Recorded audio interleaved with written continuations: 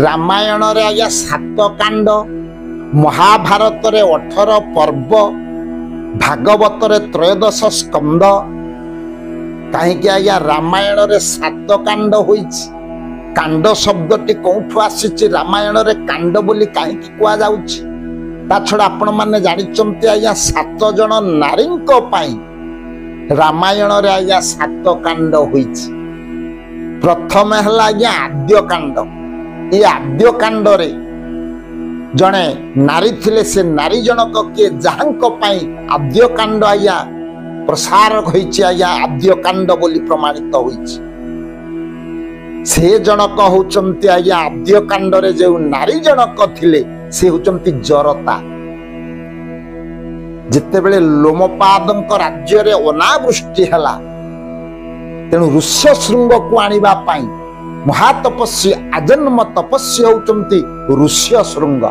ये ऋष्य श्रृंग को आनिबा पाई ऋष्य श्रृंग आसिले जाई अनावृष्टि भाव चली जीव, वर्षा हब राज्य रे। ये कथा जिते बेले प्रमाण जानिले, तेणु आज्ञा केही साहस कले ना ऋष्य श्रृंग भली ऋषि को आनिबा पाई बा तांको सम्मुख को जीवा पाई केही से दिन साहस बांधी नथिले। जरता बेश्या बोली आपण माने जानिचंती। तेणु बेश्या माध्यम रे जरता से दिन बाहरिले निश्चित भाव रे ऋष्य श्रृंग को भूलैया राज्य को नहीं आसी। तेणु आद्य कांड रे थिला आज्ञा जरतांक लीला। आपण माने जानिचंती सिए यज्ञ जेते बेले हला लोमपाद राजांक राज्य रे, सेतिके बेले जाइथिले आज्ञा दशरथ। तेणु दशरथंकर जो पुत्रेष्टि यज्ञ ये मध्य ऋष्य श्रृंगक द्वारा होइथिला। मुख्य थिले ऋष्य श्रृंग। तेणु से ऋष्य श्रृंग को निजर जामाता भाव रे ग्रहण करी शांता कन्या को मध्य प्रदान करिथिले राजा दशरथ। तेणु ये हला आद्य कांड कथा। तेबे आज्ञा तापरे होछि अयोध्या कांड।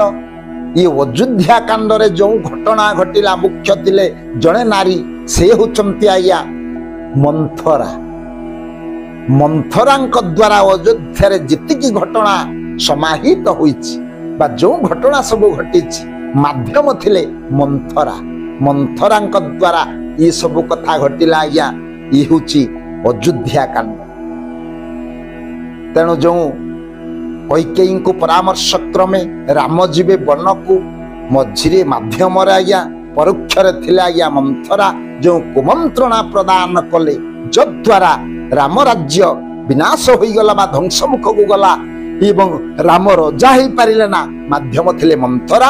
ए होची मंथरांकर कुटबुद्धि कैकेयी को कुमंत्रणा देथिले। तेणु ये अयोध्या कांड रे जेते लीला घटिला, ये होची आज्ञा द्वितीय नारी जनक थिले आज्ञा मंथरा। तबे मंथरा परे अरण्य कांड।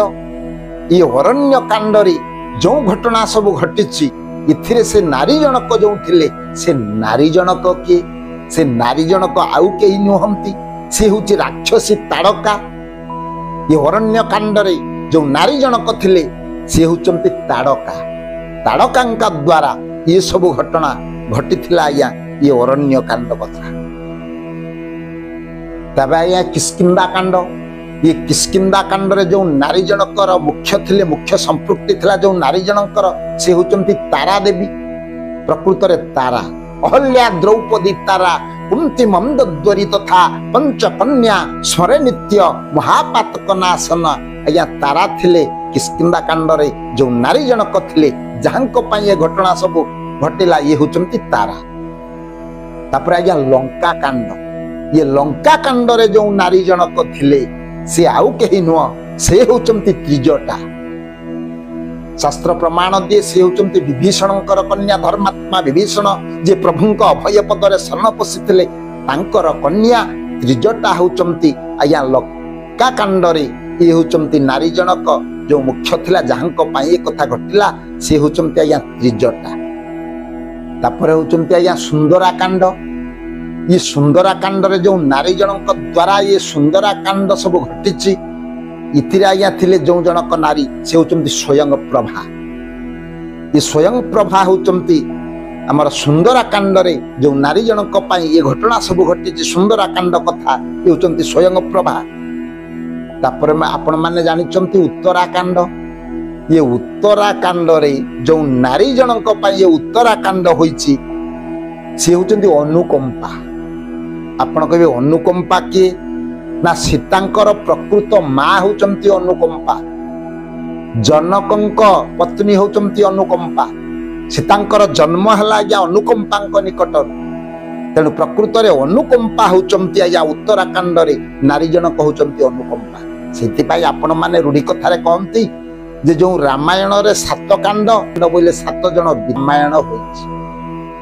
तबे आनाटा कांड काहे की ना कांड वेद रु आसीची, रामायण रो आसीची या वेद जो 4 वेद ऋग यजु साम अथर्व ये वेद मध्यरु रामायण कथा सब आसीची वेद। तेणु वेदर सब जो विभाग अछि कर्म कांड विभाग ये सब विभाग जो बंटन होईची वेदरे सब कांड बोली ताको कुआ जाउची जे कांडिए वेद पढ़िले हेबो। ये वेदर जो अंश सब अछि ये कांडरे परिगणित हुए। तेणु वेद मध्यरु उद्धार होइतिबारु रामायण कांड बोली आज्ञा अभिहित होईची बा 7 कांड बोली रामायण प्रमाणित होईची। तबे ये जो 7 जन नारी को पाई ये 7 कांड रे जो मुख्य भाव रे थिले 7 जन नारी से कथा मु आपण मान को आगरे उपस्थापन कली। स्वल्प समय कथा वस्तु को मुइठ विश्राम दउछि। परवर्ती अध्याय रे आउ के सुंदर कथा वस्तु नै आपण मान को आगरे मु उपस्थापन कली। से सर्वे भवन्तु सुखिनो सर्वे सन्तु निरामया सर्वे भद्राणि पश्यन्तु मा कश्चित् दुःखभाग् भवेत्। ओम शान्ति ओम शान्ति ओम शान्ति।